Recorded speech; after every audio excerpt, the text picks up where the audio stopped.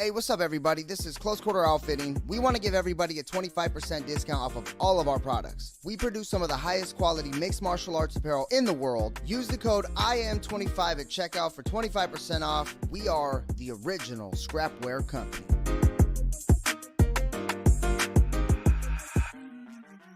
So welcome, ladies and gentlemen, to the Pottscast. It's Darren Potts, your host, as always, here on the Pottscast. Today's show is sponsored by Close Quarter Outfitting. They are the original scrapwear company. Check them out on Instagram at Close Quarter Outfitting. Their apparel is trusted by fighters worldwide. And one of those fighters that the apparel is trusted by is today's guest. He is the Renegade himself. It is Jerome Rivera. Jerome, welcome to the podcast. How's it going, Darren? Thanks for having me on. Delighted to get you on. You know, you just mentioned you were just out of your training session. You've got yourself a cup of coffee and you're able to relax a little bit. How was training today? What were you up to? Intense as always, I presume? Yeah, training was great. I'm coming back from like a small rib injury, so I had to take off like 4 weeks. So I was taking things pretty light. So I hit it pretty hard yesterday, so I'm feeling pretty sore today, but it's been a good day so far. Good day so far, and like you mentioned, you're coming off that injury, and it's the route back to recovery and the route back to fighting and getting going for you and getting going again. What's next for you? You know, you've had a pretty difficult year and a half, and we'll get into that in a little bit of a second. But what's coming up next for you? I've forced myself to kind of take a little bit of a break. It was easy to want to just jump right back into fighting again, but I knew that I had some things I had to work on. So I've been working on my entire skill set. I've been working on my jiu-jitsu, wrestling, striking, just constantly drilling. I've been staying in good shape. So right now, I think I'm at that point where I'm ready to get back in there. And it looks like LFA is probably going to be the most likely candidate. So right now, we're just kind of sharpening back up, getting the body feeling good again. And see what kind of matchups LFA has for us. Looking forward to seeing you back in LFA if that is the case. You know, it's a fun organization. It's raw. It's real. It always has a phenomenally fun card, as we've seen at LFA 127 this past weekend. It was really good fun. And a shout out there to Ozzy Diaz, previous guest of the show, winning the gold there on Friday night. So big kudos to Ozzy. But you mentioned, you know, you decided to take some time out for yourself a little bit and kind of get yourself right before going back in. Your UFC run didn't quite go to plan, if we can word it that way. Part of that was probably due to your own warrior-like attitude, where you would just accept a fight short notice and you were just jumping on these fights as they were coming. Is that something you've learned from, and that's why you've taken a bit of time to readjust? Because maybe when you were in the UFC, you just decided to be, you know what, if there's a fight, I'm in. And at times maybe your opponent perhaps maybe had a camp, maybe had strategy, maybe had a lot of stuff where you were taking it 3-4 days before at times. You were also bouncing up and down weight classes, which is incredibly difficult to do.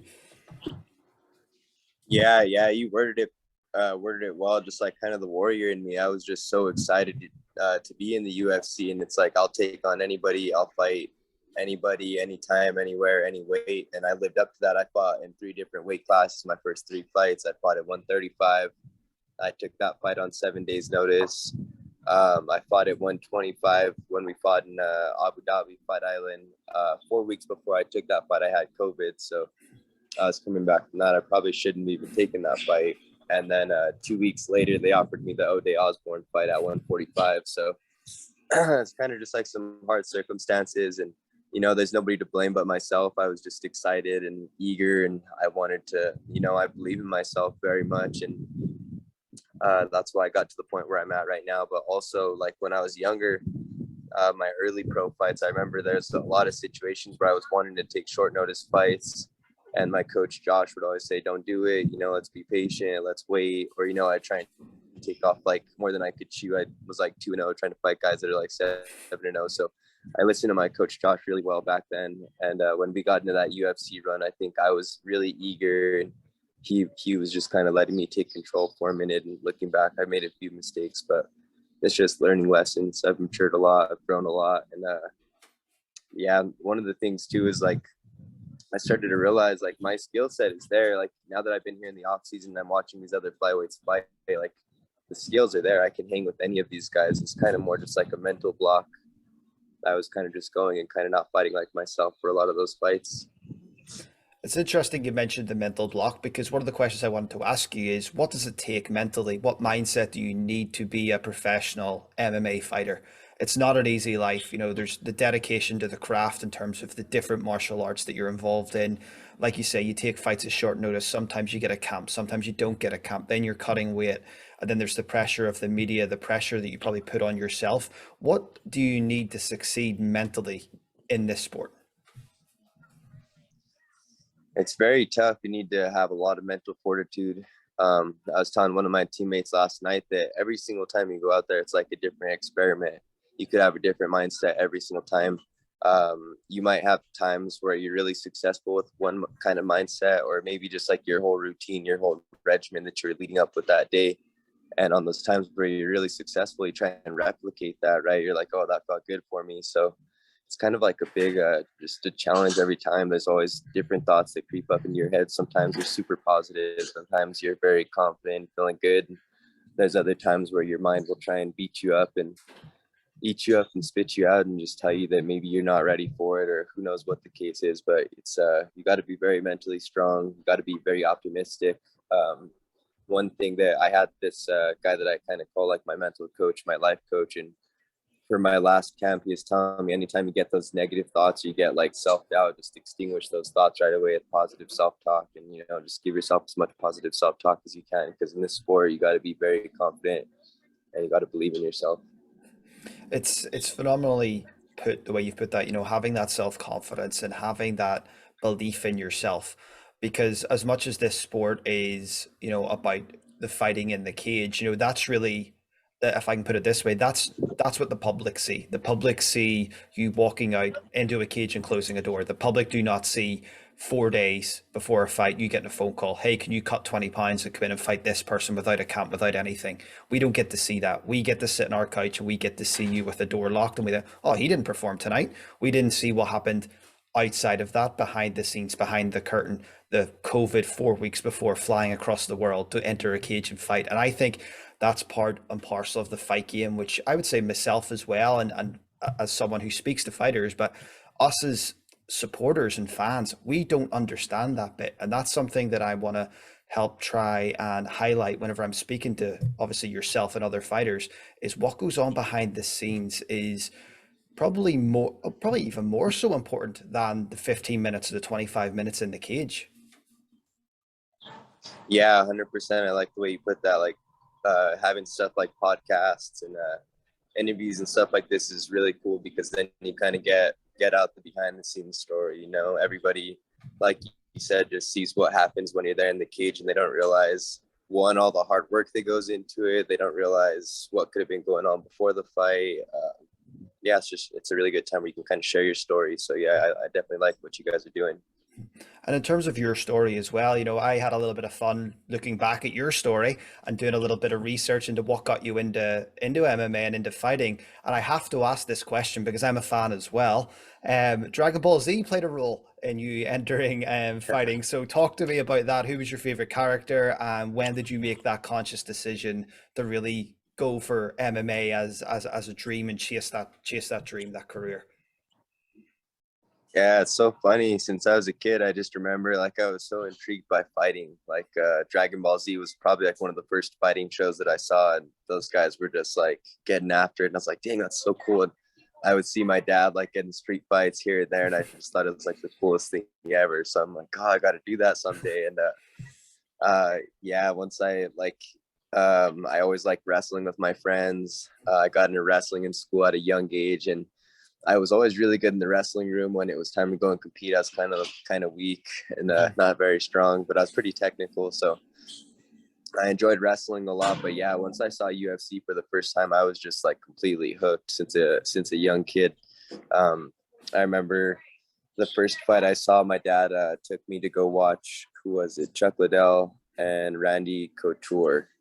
It was their second fight. And pretty much from then on, like, my dad and one of his friends, they used to kind of make it like an excuse to party, to watch the fights. And back in the day, they only had like 3 fights a year. So I was always like, Dad, bring me with you. And I was like literally the only person that would sit there and watch the fights. Everybody else is drinking and doing a whole bunch of dumb stuff. And I'm just like trying to grab the adults and wrestle them. And I'm like in 3rd grade, 4th grade. I remember I'm just trying to like get any opportunity I could to scrap. And in like 5th grade, one time I remember I got in I was playing basketball with one of my friends, and I went to go grab the basketball, went out of bounds, and he like turns around, like throws the basketball and chucks it at my head, and it hits me in the head. And then he like punched me in the nose or something, and all of a sudden I just like grabbed him in the Muay Thai clinch, and I was like remembering what Anderson Silva did, and I just started throwing these skip knees, and like one of my friends is there watching us fight, and he's just like freaking out, like, where the heck did you learn this from?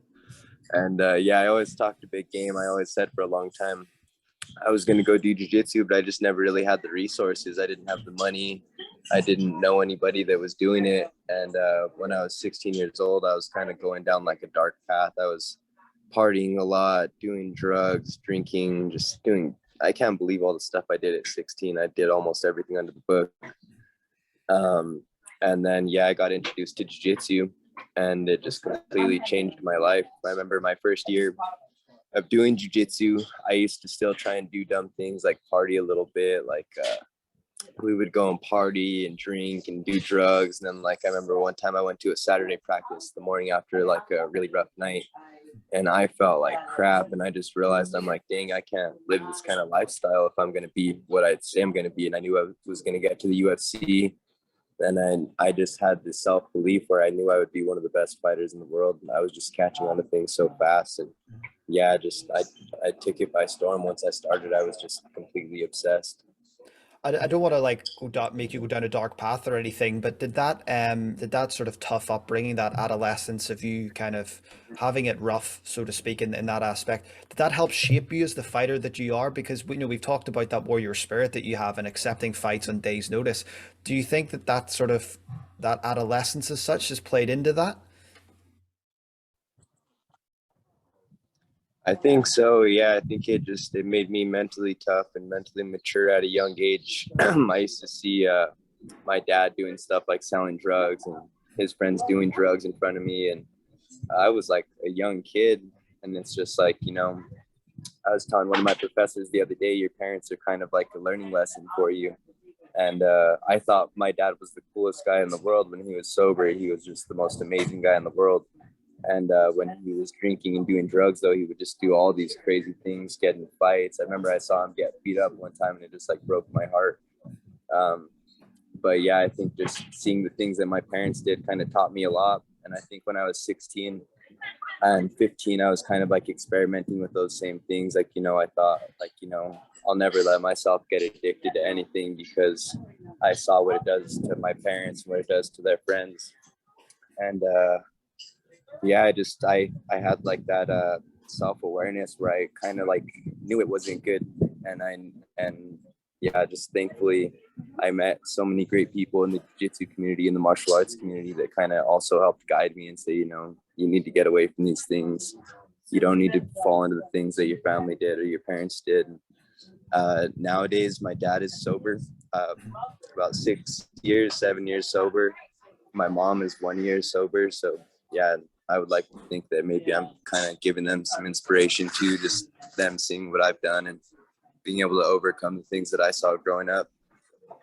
It's a phenomenal story, and I think at a later date we'll do like a deep dive into your story, and we'll go a lot deeper into that, because I think there's so much there that can help and can equip and can advise younger people, younger fighters, younger kids growing up who want to be a fighter. I think there's something there that you can help inspire them, having made it to the UFC. And I know it hasn't went as planned for you, but obviously the return is going to be on the card someday. We've seen your skill set, we've seen what you can do, and obviously that is in your future. I've no doubt about that. I know you don't either, going by the way you're even communicating, that you're going to get back there. It's just a case of when. It's not if. And I think that's vitally important to keep that in front of you. We mentioned the LFA is likely on the cards for you pretty shortly. Looking forward to seeing you there. In terms of your overall goals and aspirations, whenever you decide to hang it up, so to speak, and finish off that fighting career, what would you have liked to have achieved in your career? That was like a big thing. It's almost like, what is your main goal, right? Like, why are you doing this? Like, and for the longest time, like even when I was like on the brink of getting to the UFC and I was in Contender Series, one of my friends told me, he's like, you're gonna get to the UFC and you're gonna fuck shit up. He's like, you're gonna become the champion. You can beat the champion. And just like hearing him say that, like I almost didn't think it was real. Like I heard him believe it, but I almost didn't believe it. And now after being there, I was telling one of my friends last night, I don't think in all 16 of my amateur fight, between pro and amateur, I had 16 fights so far. I don't think I've ever went out there and had a fight that I was happy with. I don't think I've ever went out there and done what I think I could do. I've always went out there and I was beating a lot of guys doing stuff that, I mean, I have so much more that I'm capable of. And I was going out there and a lot of these fights, not even fighting the way I fight, and I'm pulling off wins. And, you know, I'm not taking things as serious as I could have been taking them. And I just realized, you know, I'm not going to live with those regrets. I'm going to work hard, just like I did from day one, believe in myself, just like I did from day one. And, you know, I want to show people what I believe I'm capable of, what my teammates know I'm capable of, what my coaches know I'm capable of. Crazy skill set. I have so much in my arsenal, but I got to go out there and show it. I can't just talk about it. I got to go and prove it. And I think to answer that question, I just want to say that I fought the best people in the world and that I never backed down and I always worked hard. And I was, besides being a good martial artist, I was a good person and I took care of my family and my daughter. And it's about my legacy for me. Legacy being that key word, you know, of fighting the best fighters that you could fight, of achieving the highest level you could achieve. And you certainly push yourself to do that every day with your training regimen, with the amount of time and hours that you're spending in the gym. You know, following you in social media, we see that, you know, incredibly dedicated. And that's what you have to be to succeed at this sport. So there's no doubt in my mind that that's what's going to happen for you. We're going to wrap it up, please, here with a couple of quick fire questions. I want to know, first of all, who was your favorite character in Dragon Ball Z and why? I gotta go with Goku. He was just like the leader. He was like the main alpha dude. He would always pull it off when everybody thought he wasn't going to. So Goku is my favorite. I'm a Vegeta guy and love Vegeta growing up. I think it was one of the first episodes I seen was one very heavy centered on Vegeta. So I was always went that direction, but you can't not like Goku, you know, just one of those characters that's lovable. Right.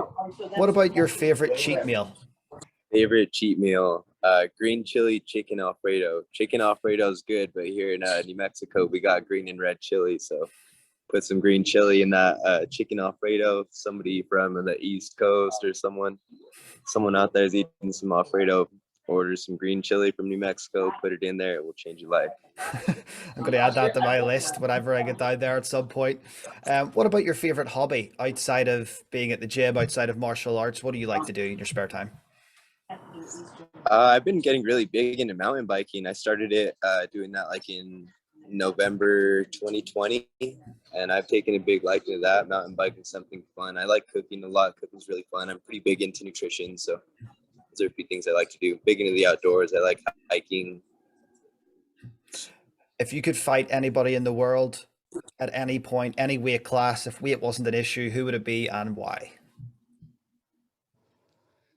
Demetrius Johnson. He was just my idol for the longest time, and I just look up to that guy so much. And I was just like, I remember being 7-0, about to fight for the LFA title against Roberto Sanchez, and just in my head at that time, I was like, I'm gonna get to the UFC and I'm gonna beat Demetrius Johnson.